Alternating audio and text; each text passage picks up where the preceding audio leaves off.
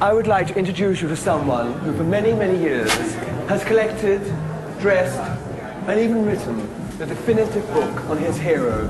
Sadly, something went very wrong and he turned his back on his idol. I, of course, refer to Billy Boy and your hero, Barbie. Good Billy evening. Boy, what happened between you and Barbie, darling? It's a sad, sad story, in fact. But I'll tell it to you. But before I tell it to you, I have to remark that your Paquin-inspired gown is exquisite. But what happened was simply that I became bored. Bored. I must say, as an arbiter of taste and style, the truth is Barbie is out. She's absolutely out. But when did you discover that she was out?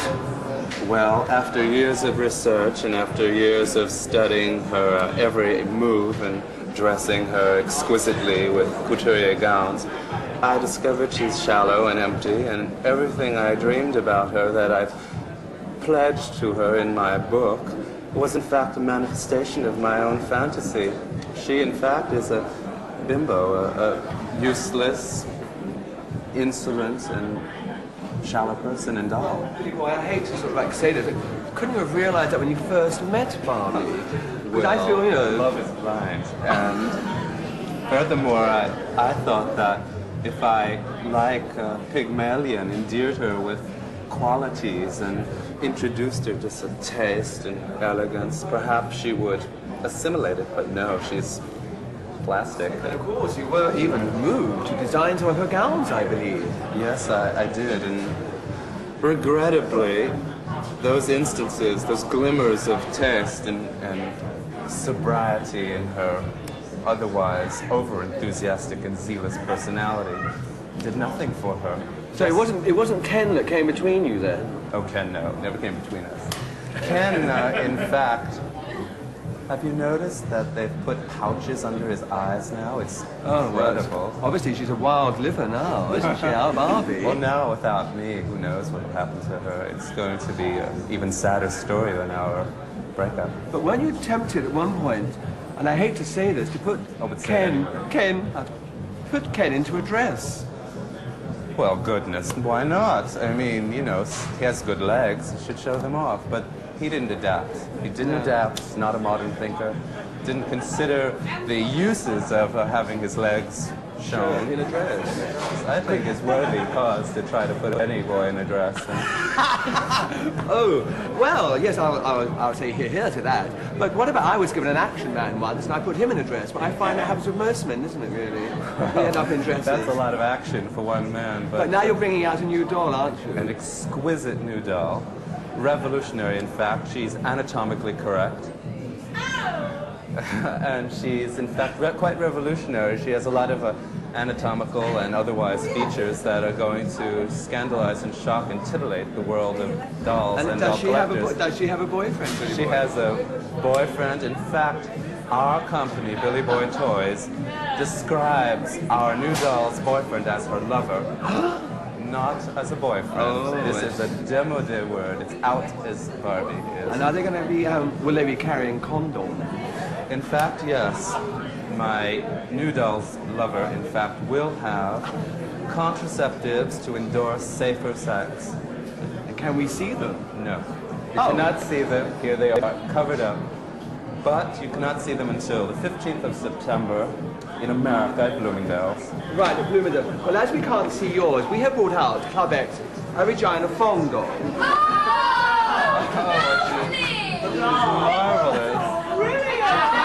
The resemblance is extraordinary.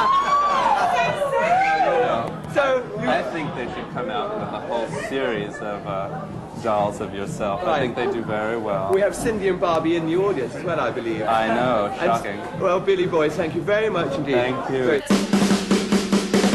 But if you see him there, please tell him that I care and I want him back again. Tell him that and then tell me what he said. Just take him to his side. Tell him how much I cried and I'm begging on my knees. Tell him that and please tell me what he said. If I hurt him, I'm sorry. Please tell him that I love him. you so devoted to Cell Block H? It's the best piece of entertainment on television. Do you identify with the prisoners or the warders? No. No. You don't? No. Pure entertainment. Pure entertainment? Yeah. Do you find it slightly, shall we say, tacky? Extremely tacky. Oh, extremely tacky. Extremely tacky, yes. Well, now they've put me into a quote here. This is from the first issue, and this is what Tracy and Roz wrote. Got it right. As the incredible stories unfolded, we realised that this was the epitome of bad taste, with its ham acting, tacky scenery, outrageous storylines, and overall trash content. We loved it, and we still do. Absolutely. To this day, yes. Well, now I have to turn to the Queen Bee herself, Val Lehman. And Val, after hearing this and being like the star of the TV show, how do you feel being in a program like this and hearing this about it? Well, I don't think that any prisoners were ever known for their taste, or in any area, dress, decor, whatever. And I think any actress that works in a soap opera is very foolish if she loses sight of the fact that that's what it is, a soap opera. And did you have a good time doing it? And the scripts aren't terribly brilliant, but we did our best to make them work. Did you have a good time doing them?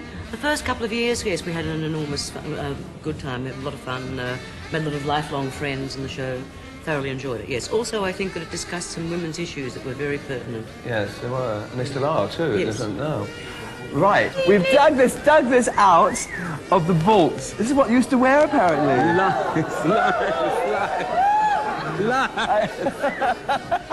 Lie, that's so long ago. Your phallic Yeah, get out. It's children watching this somewhere in Yugoslavia, I'm sure. But this sort of outfit, didn't you, obviously when you wore it, you had a perfect figure for it. I still do. Of course you do, darling. I like your shirt. Okay, so I'm just fitting out nicely, thank you. Just a Sure, bit. just ripening around the edges. Rough a bit. Yeah, well, we can stop being rough a bit. Oh, anyway, let's go with an interview. Turning into an interview situation here. Okay, then, that's great. So, you got barred at the, Band. Barred and banned? Band and band. At the, top of the 10. BBC One. Why? Years and Why? years ago. Why? I think at the time we came onto television, black groups like us didn't exist, that sort of thing. The kind of thing you were doing and the kind of outfits we were wearing were a little bit too provocative for the time. So, I mean, your raunchy image. My raunchy. But did Actually, were you raunchy? But you told me a story earlier about his codpiece or something. Yeah, he had a card piece of And made the used to band wear very some- popular. He had some he had some tights. And he's naturally gifted like most Right, yes, black right. men. We're going to wind up now. Oh, and that's all we have time for this evening. Thank you so much, Annie, for coming to join us.